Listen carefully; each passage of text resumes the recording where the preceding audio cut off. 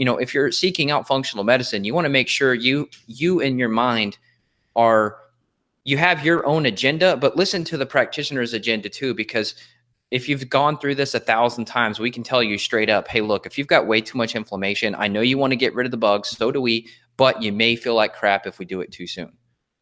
100%. So we want to build everything up so we have that foundation ready to go. Number two, a lot of people, there's two ways to take a binder. So number one is, you're eating a questionable food or drink and you want it to be in your system to bind any potential crud with that up. That's where you would take that with that food. Number two, you're in the middle of a detoxification program and it's a longer term thing. We probably don't want you taking that binder every single day with regular healthy food. So we would have you do it typically an hour before a meal and or 2 to 3 hours after a meal to avoid binding up those minerals and nutrients. So we would try to time it up on an empty stomach.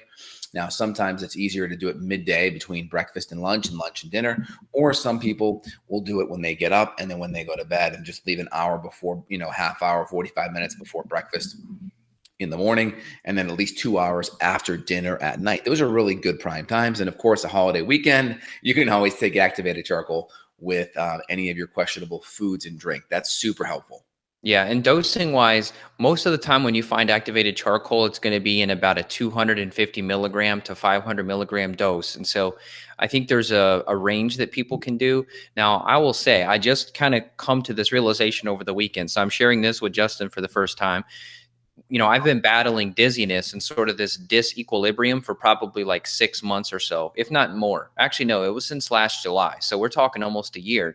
And what I just kind of made the connection, detoxification and binding, you have to mobilize a lot of your toxins, but you have to detox them at the same time. So it's kind of this seesaw where if I do too much glutathione, which is another detoxification strategy we'll mention, but if I don't do enough binders with it, I feel worse. But if I don't do enough glutathione or enough binder, then I still feel bad. I still feel dizzy. So when I feel like my best and I'm not recirculating toxins, it's the perfect dose of glutathione, which for me is about 200 milligrams of acetylglutathione with NaC, 1 gram, and then 500 milligrams of charcoal.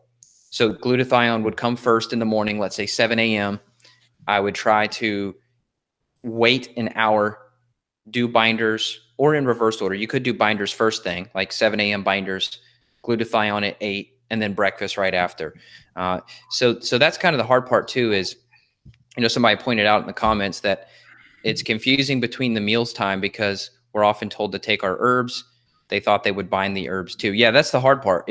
I think the hardest part about binders, it's so simple and effective, but the hardest part is the timing, remembering to take them and remembering to take them away from your medication, your other supplements and herbs.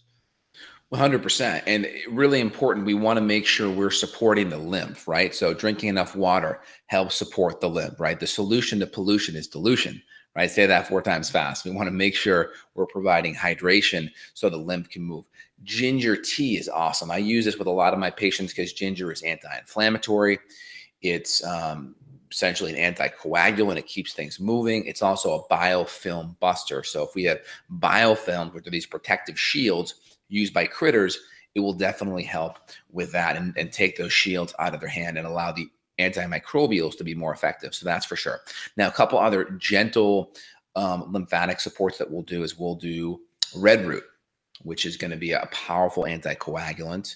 We'll do things like slippery elm. We'll do dandelion. We'll do milk thistle, skullcap, rhubarb. Rose hips is shown to be incredibly effective at mobilizing toxins and just kind of gently nudging it out of the body. So these are all very, very powerful strategies that we can utilize to keep things moving.